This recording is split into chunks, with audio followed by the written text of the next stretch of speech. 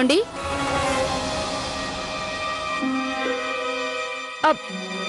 Okay, bye, see you.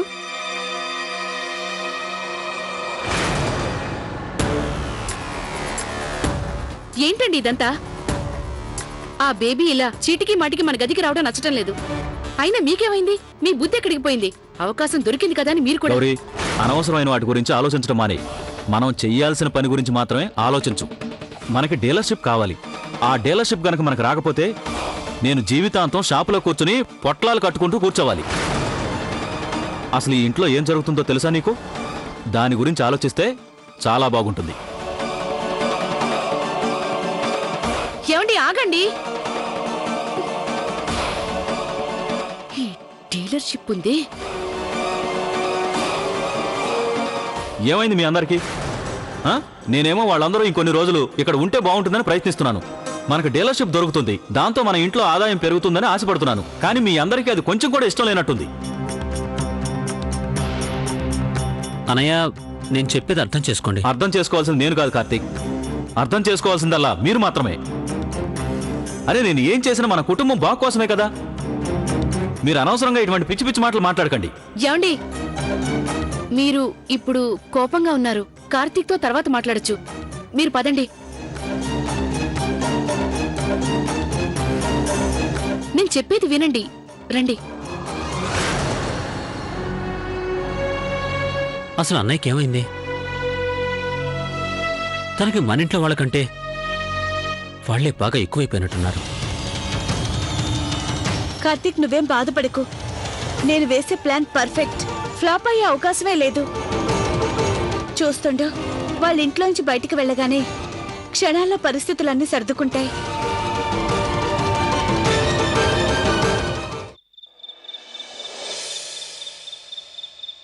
ఈ పేడి వాళ్ళు ఇంకా ఎన్ని రోజులుంటారు? అసలు ఈ పేడి అతిథిలా లేదు, రాక్షసులా ఉంది.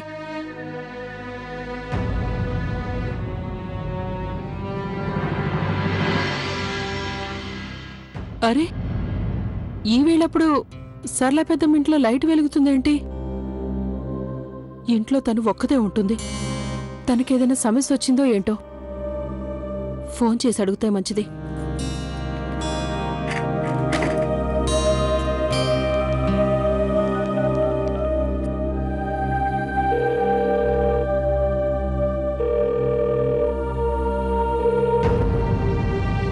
తను ఫోన్ లిఫ్ట్ చేయడం లేదేంటి?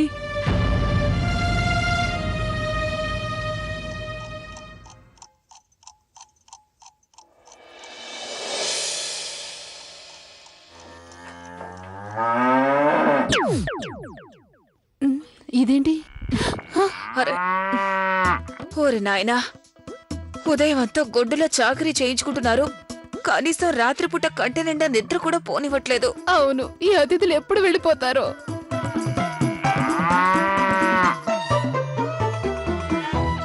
అయ్యో కిట్టు అన్నయ్య, ఏంటిది? బర్రెలాగా గొరకేంటి? ఆపేసే అన్నయ్య. అబ్బా కార్తీక్, ఇది కిట్టు గొరక్ కాదు, ఎక్కడో నిజంగా బర్రె అరుస్తుంది. అరే, ఇంత పొద్దున్నే కేతలకు బదులు అరుపులు వినిపిస్తున్నాయేంటి? కమలా, ఇలా మాట్లాడుతూ కూర్చుంటే కాదు, బయటికెళ్ళి ఏం జరిగిందో చూద్దాం పదండి. అది పద.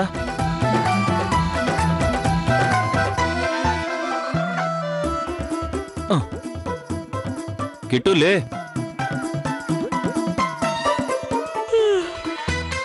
ఓరి భగవంతుడా, రోజు రోజుకి ఇంట్లో ఏం జరుగుతుందో తెలియట్లేదు.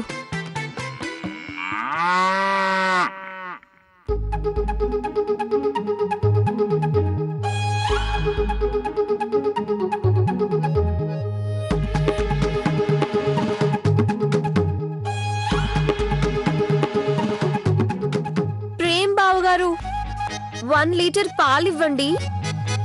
లీటర్ 25 రూపీస్ అవుతాయి. బిజినెస్ లో ఫ్రెండ్షిప్, రిలేషన్షిప్ ఉండవు. నా హస్బెండ్ లాస్ అయితే నేను చూస్తూ ఎలా ఉంటాను? అంతేనా ప్రేమ్ కుమార్?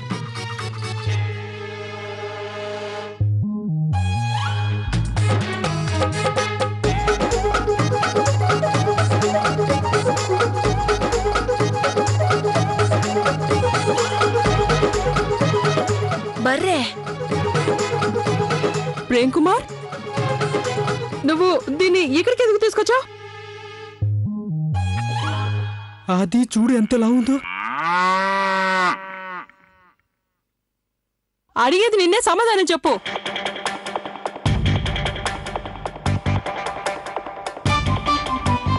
మీరు ఒక తల్లిగా నా బాధను అర్థం చేసుకోండి.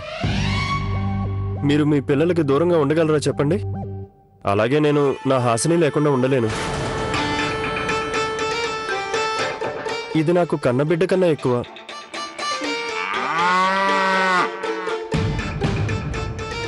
చూడు ప్రేమ్ కుమార్, ఇది ఇంట్లో ఉండడానికి వీల్లేదు. మర్యాదగా దీన్ని బయటికి తీసుకెళ్ళు. చిన్నమ్మ గారు, అయ్యయ్యో ఇదేంటి ఇక్కడ? ఈ చింపిరి మొహంది ఇంత పొద్దు పొద్దున్న ఇక్కడికి ఎందుకు వచ్చింది? అరే ఓ చిన్నమ్మ, కొత్త వ్యాపారం మొదలు పెట్టారా ఏంటి? బాగుంది బాగుంది. ఇక మీదట మేము కిరాణా సామాన్లతో పాటు పాలు కూడా మీ దగ్గర కొనుక్కోవచ్చన్నమాట. ఆర్తి ఆపు, మేం పాల వ్యాపారం ఏం మొదలు పెట్టలేదు, అర్థమైందా? అయినా నువ్వు ఇంత పొద్దున్నే ఎందుకు వచ్చావు ఇక్కడికి? చిన్నమ్మ గారు, మీకు ఒక దుర్వార్త చెప్పడానికి వచ్చాను. అదే చిన్నమ్మ, మా పక్కింట్లో వాళ్ళు ఉన్నారు కదా, అదే ఒంటరిగా పెద్దావిడుంటుంది. ఆ ఇంట్లో ఉండే సరళ పెద్దమ్మ పోయింది. ఇప్పుడు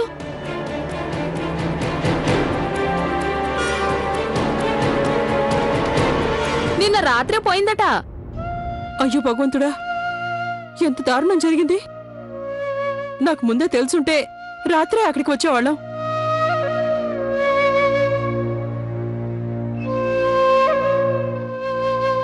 నేను తనని 10 రోజుల ముందు కలిసి మాట్లాడాను. సరళ చాలా మంచిది. జరిగిందేదో జరిగిపోయింది. మనం ఏం చేయగలం? తన ఆత్మకి శాంతి కలగాలి. అత్తయ్య గారు, మనం వెంటనే అక్కడికి వెళ్దాం. అవును చిన్నమ్మ గారు, మీరందరూ అక్కడికి వెళ్ళండి. నేను వెళ్ళి మా ఆయనకు ఒక మాట చెప్పొస్తాను. సరే, నువ్వు వెళ్ళి మేము వస్తున్నాం. ఇదిగో తాళి కట్టిన మొగుడా. చూడు ప్రేమ్ కుమార్, నువ్వు వెంటనే దీన్ని ఇంట్లో నుంచి బయటికి పంపించు. అమ్మా, మీరు వెళ్ళండి, దీని సంగతి నేను చూసుకుంటాను.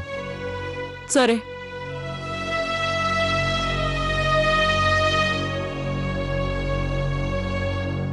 ఏమండి, మీరు కొంచెం తనతో జాగ్రత్తగా మాట్లాడండి. ఎంతైనా తను ప్యాడీ ఆంటీ అల్లుడు కదా.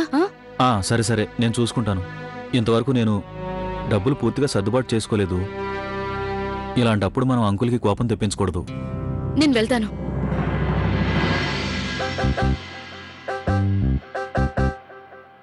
ప్రేమ్ కుమార్, బర్రెను బయటికి తీసుకెళ్ళు.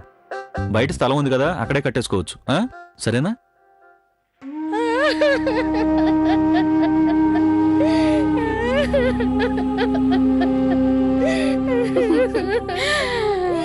అయ్యో, ఎంత ఘోరం జరిగిపోయింది. ఒట్టు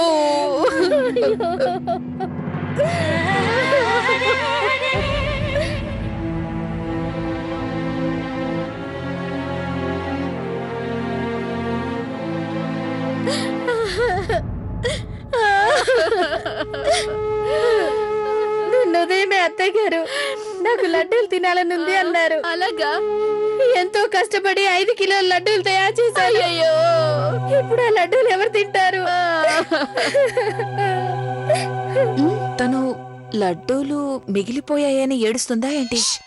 కమలా, ఎప్పుడేం మాట్లాడాలో తెలీదా నీకు? నేను ఎంతో ప్రేమతో మీకోసం లడ్డూలు చేశాను. కనీసం ఆ లడ్డూలన్నీ తినైనా పోవాల్సిందా? మీరు లడ్డూల గురించి ఏం బాధపడకండి, నేనున్నాను కదా.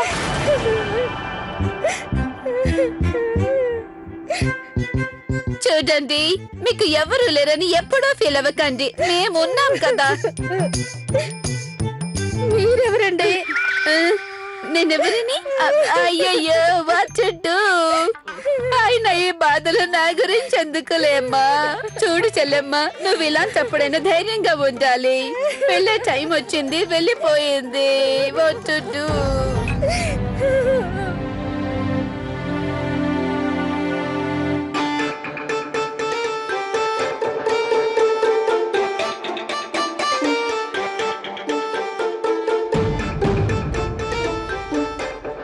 అయ్యో ఫోటో ఫ్రేమ్ మీద దండ పడిపోయింది.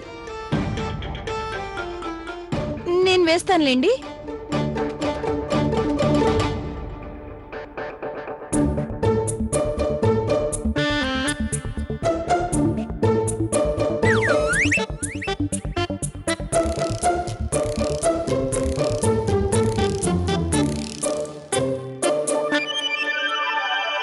కమలా, ఆ హనీని చూడు. బొందమొహంది. ఇప్పుడెవరైనా ఈ బండిది లడ్డూలు తింటాం చూసారంటే అందరి ముందు పరువు పోతుంది. వాళ్ళు ఇక్కడి నుంచి వెళ్ళిపోతారు, కానీ వీధిలో మనం తలెత్తుకు తిరగలేం. వాళ్ళు ఇక్కడి నుంచి వెళ్తారనే నీకింకా అనిపిస్తోందా? వెళ్తారు, వెళ్ళేలా చేస్తాను. ఎలా మెక్కుతుందో చూడు.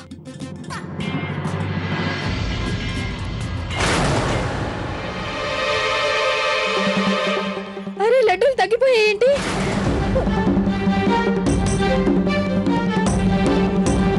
ఖచ్చితంగా అత్తయ్య గారి ఆత్మే తినుంటుంది.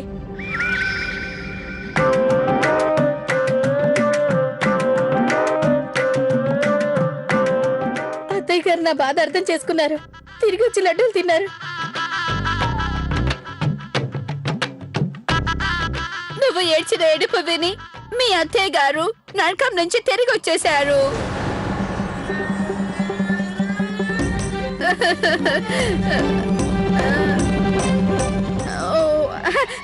అది నా ఉద్దేశం, స్వర్గం నుంచి తిరిగి వచ్చారు.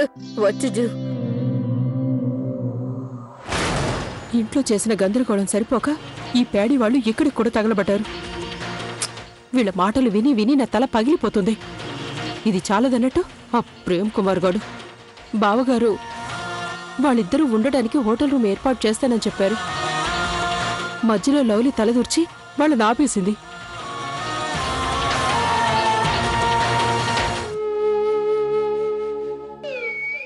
అరే వీళ్ళిద్దరు నా లడ్డూలు ఎక్కడికి తీసుకెళ్తున్నారు?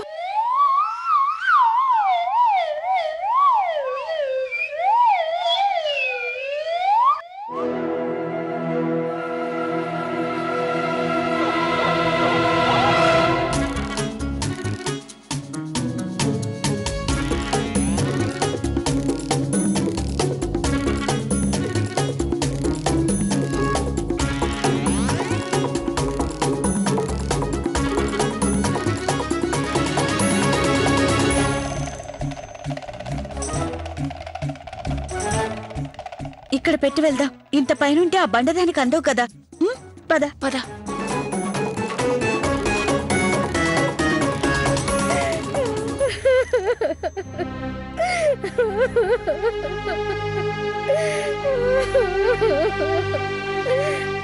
అరే ఏడ్చింది చాలండి, తను చనిపోయి నేరుగా స్వర్గానికి వెళ్ళింది మంచిదే కదా. అందరూ అలా ఏడుస్తూ కూర్చుంటే జరగాల్సిన కార్యక్రమాలు ఎవరు చేస్తారు? కానివ్వండి, జరగాల్సింది చూడండి.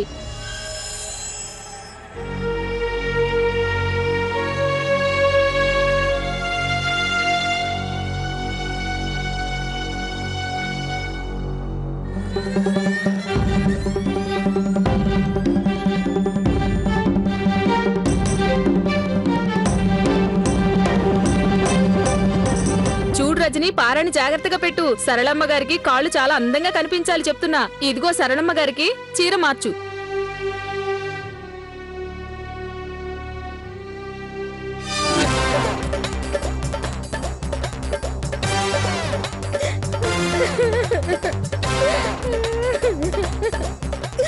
అరే ఏడుకు కుసుమా, ఇక ఊరుకో. జరిగిందేదో జరిగిపోయింది.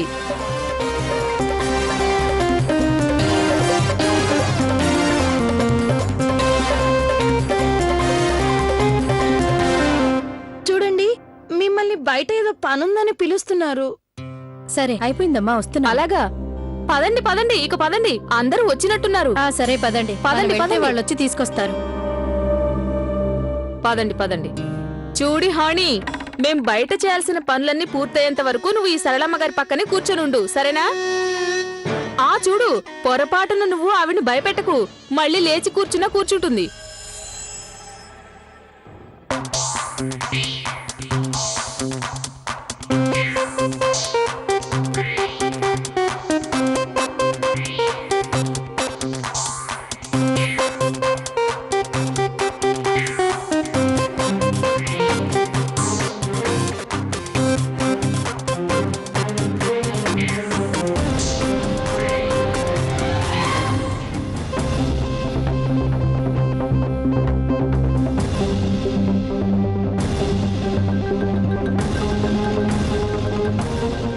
పట్టండి, అమ్మగారిని బయటికి తీసుకెళ్దాం. సరే, ముందు పూలమాల వేద్దాం.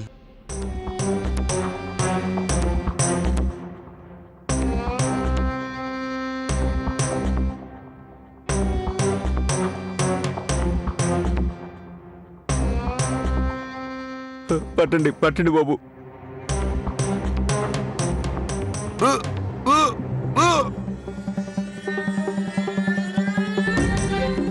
అరే, అదేంటది ఉన్నట్టుండి ఎంత బరువుకిపోయింది? అలంకరణ ఎక్కువ అయి ఉంటుందిలే, పట్టండి.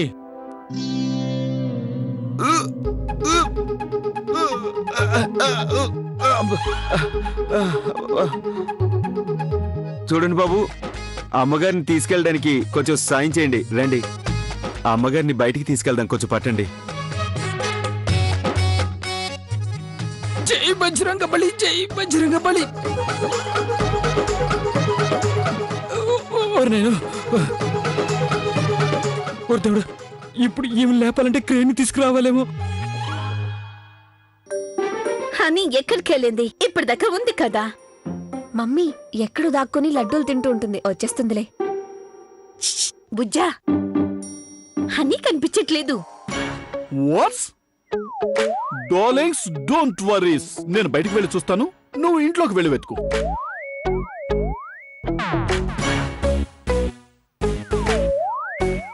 అంత కంగారు పడకండి, మీ పువ్వులాంటి అమ్మాయి ఇక్కడెక్కడో ఉంటుంది. మేము వచ్చి వెతుకుదాం, పదండి. హనీ, అరే ఈ లడ్డూది ఎక్కడికి వెళ్ళిందో ఏంటో. హనీ, అరే కళ్ళు కనపట్లేదా ఏంటి? నన్ను పట్టుకొని అన్ని అని పిలుస్తున్నావు? బాగా చూడు నన్ను, నేను ఆర్తిని. సరే సరే, నాకు తెలుసు. What to do? మా హనీ కనిపించట్లేదు, ఎక్కడికి వెళ్ళి ఉంటుంది? తన సైజుకు తగ్గట్టు ఏదో ఘనకార్యం చేయడానికి వెళ్ళుంటుందిలేండి. What to do? Govinda Govinda. అన్నయ్య పదండి. అందరూ అనండి గోవిందా, గోవిందా.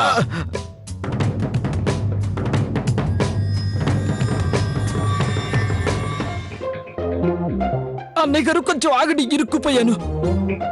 తలుపు పట్టడం లేదు, ఒకసారి కిందకి దింపుదాం. అన్నయ్య దింపి మళ్ళీ పైకెత్తాలంటే మనందరి ప్రాణాలు పైకి పోతాయి. ఎలాగోలా లాగేయండి.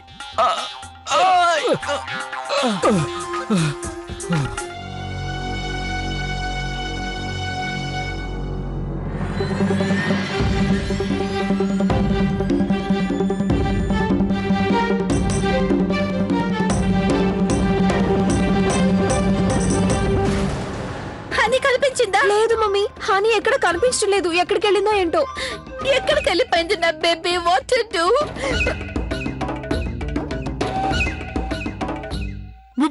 భూతం అన్నయ్య ఇటు చూడండి, శవం కదులుతుంది. చూడండి.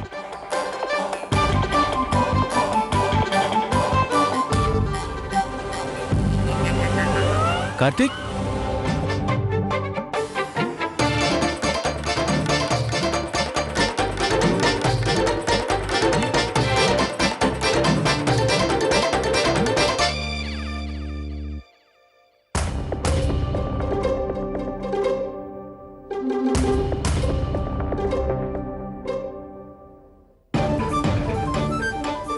భూతం భూతం, సరళమ్మ గారి ఆత్మ లడ్డు తినడానికి వెనక్కొచ్చినట్టుంది. త్వరగా ఎవరైనా లడ్డు తీసుకురండి, తింటే గాని ఈ లోకం విడిచిపోయేలా లేదు. ఏంటిదంతా? మామీ, అరే ఇది హనీ గొంతు. Honey, honey, honey.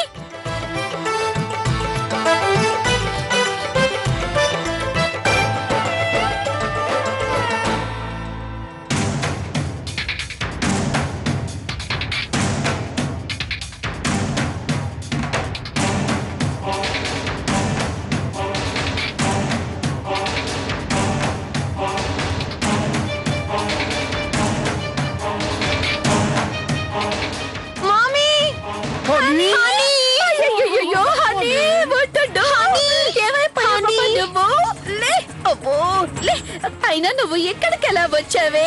నా నెత్తి మీద టెంకాయ పడి కళ్ళు తిరిగి పడిపోయాను. అయ్యో నా తల్లి, బొట్టుడు. సర్లే పక్కకి రా. చి రా. ఏం కాలేదు కహాని? అయ్యయ్యో,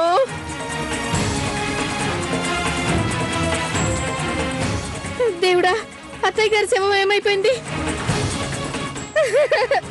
శవం మాయమైపోయింది. ఇంతకీ అసలు ఈ అమ్మాయి ఎవరు?